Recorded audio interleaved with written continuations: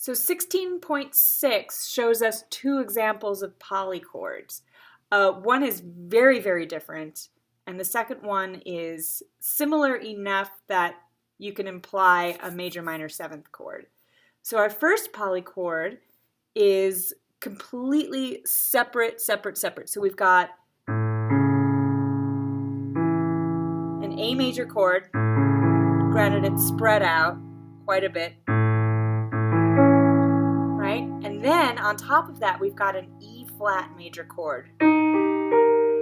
So if you put them together, it's going to sound like this. Very dissonant. Now, if we take the same chord, we can shift this around, and if you can actually have two completely different chords. So again, here's our A major chord, and then as long as we have two common tones, in this case we're playing C sharp major, so you've got C sharp, E, G.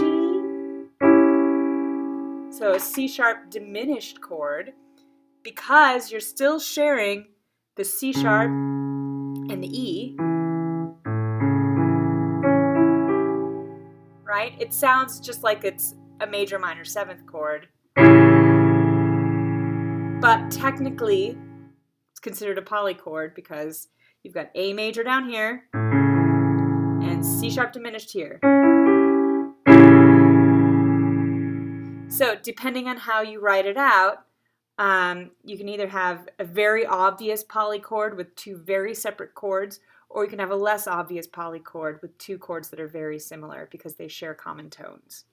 So here you can see polychords in the flesh, right? So here's your upper triad, B major, C major on the bottom, A major on top, D major on bottom, G major on top, E flat major on bottom, right? And I will add a link to that. I'm not playing it. All right, again, just like Impressionism, we see the return of quartals, so chords that are built on perfect fourths and or tritones. So we see these very commonly in the early 20th century music. Contains pure quartal chords, almost exclusively through the composition, all right, which makes it an example of quartal chord treatment. Okay, so this is 16.8. This is from Charles Ives. He's an American composer. He's totally awesome. So this is called the cage, and you can see it's all constructed from quartals. And they're in groups of 5, so factor of 5 quartals. And I will post a link to this as well. So usually you're not getting pure chords, especially with someone like Ives. So while the Impressionists are loving pure quartal chords, in this case, with the primitivists and neoclassicists, they're striving for the more dissonant version of the quartal chord. So the non-pure version, the dissonant version. So, and you can see it also here in Wozzeck, which is a wonderful opera by Alban Berg. So this is, you can see here if you stack them up, predominant, so they're saying this is predominantly quartal. It's got some triad-ishness in it, you can see right here, but mostly it's built on quartals. Here's a true quartal, predominantly quartal, predominantly quartal. All right, and again, another example of quartals. And then here you can see we've got some tertian harmony, or otherwise known as triads. So you've got quartal, quartal, quartal, triads, with a nice authentic cadence.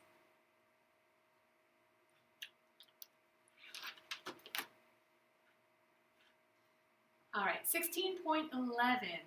So you can see, I just want to point out, so a 7-tone quartal chord, which you will see, can be written as 3 different things in the early 20th century. So you could see it as a quartal chord. So basically it's containing all 7 tones in a diatonic scale. So here we've got it built in fourths, but you can see it's hitting all 7 tones. We've got A, B flat, C, D, E, F, and G. So you're hitting all 7 tones. Here, same thing. Now they're just stacked in thirds, so we call it a 13th chord, as opposed to a 7-tone chordal chord. Now the third way that you can put these together is in a chord cluster. So here, we're stacking them in seconds. So you've got A, B, C, D, E, F, G, like that. So they're all stacked up together. So you can present these in 3 different ways: stacked in seconds, stacked in thirds as a 13th chord, or stacked in sevenths as a 7-tone chordal chord. And you can put all 7 notes in the diatonic scale into one chord. And this is pretty common during this era. Sounds crazy. So if we move on, we can talk right about chord clusters. So chord clusters are basically going to be chords that are built in major and minor seconds. So here we've got C to D, so major second, and then D to E, major second. So this one's stacked in major seconds. This one, you've got A to B flat, so a minor second, and then B to C, major second, B flat to C, major second, and then C to D flat, minor second. So you got minor second, major second, minor second. Here it's all stacked in minor seconds. And then of course here's the diatonic scale all smashed together. Our final kind of chord that composers will use quite often is a chord cluster. And also, so basically all it is taking 3 notes, 3 similar notes, and clustering them together. 3, 4, 7 notes. They're just called chord clusters, and they're all going to be no more than a major second apart. So our first chord cluster, you've got C, D, and E all together. So you'd hit all of these together, like that.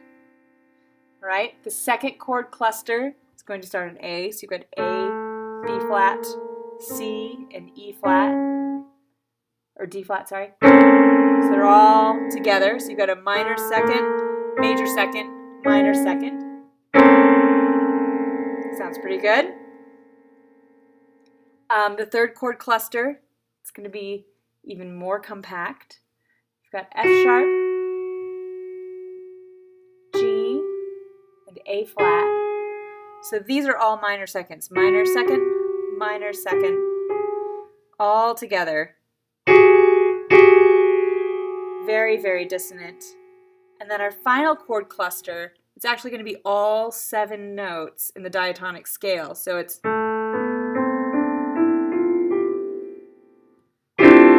like that, which spread out, if you were to really, really spread it out, could be a 13th chord.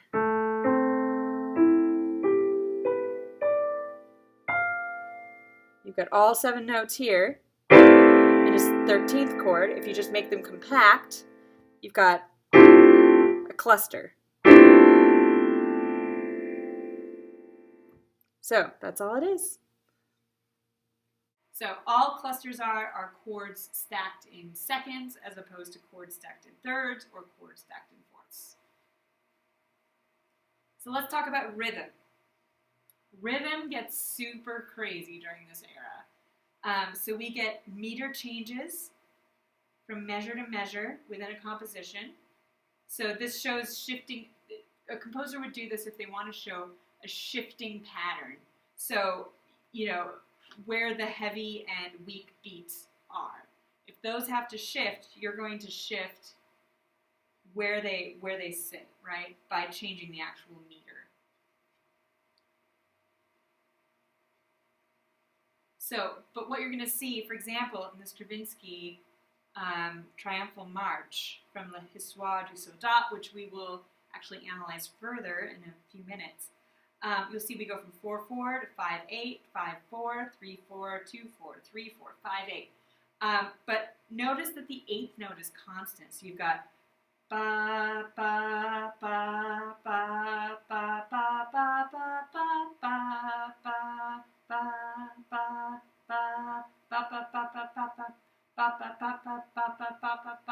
ba so constant eighth note, ba ba ba, right? Ba ba ba ba, da da da da da da da da da da. So constant eighth notes, and so you can hear it because it's for violin. I'm actually going to play it for you. So this is figure 16.13, and notice how the eighth note pulse stays the same, but the meter is constantly changing.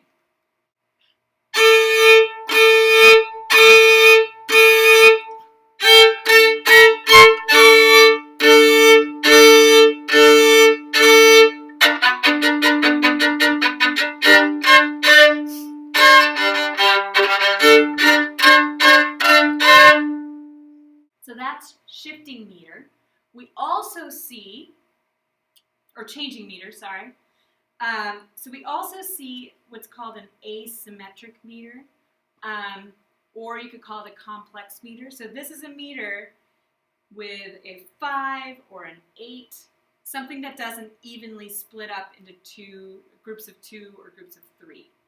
Right? So in this case, we've got a group of 4, and they're going to break up. Usually composers will put a little, it'll either say 4 plus 3 or 3 plus 4, so you're supposed to group it in that way. So in this case, you've got 1, 2, 3, 4, 1, 2, 3, or 5, 6, 7, 1, 2, 3, 5, 6, 7, or 4, 5, 6, 7, 1, 2, 3, 4, 5, 6, 7. So I'll play it for you. So this is going to have a steady pulse of 7 beats, 7 eighth notes. So you have to think 1, 2, 3, 4, 5, 6, 7, 1, 2, 3, 4, 5, 6, 7, 1, 2, 3, 4, 5, 6, 7. So I'll play it for you. Ready?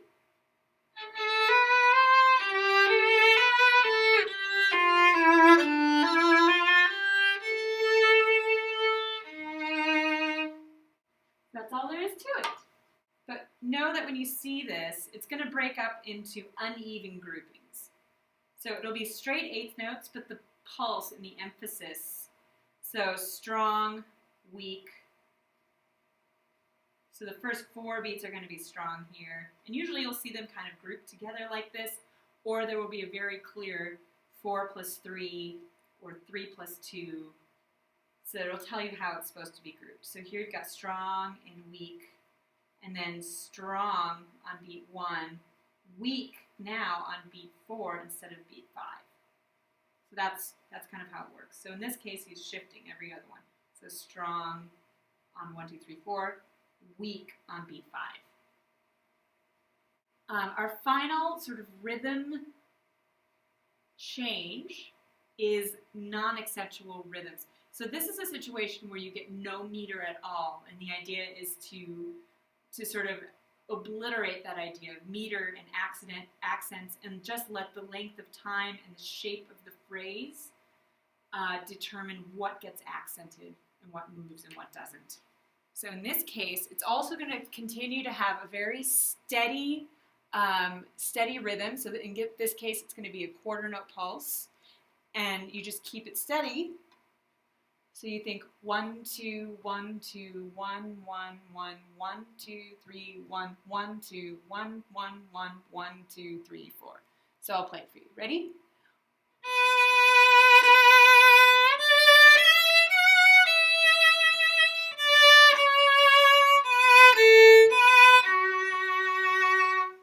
So that would be non-accentual rhythms. So basically it's a complete lack of meter.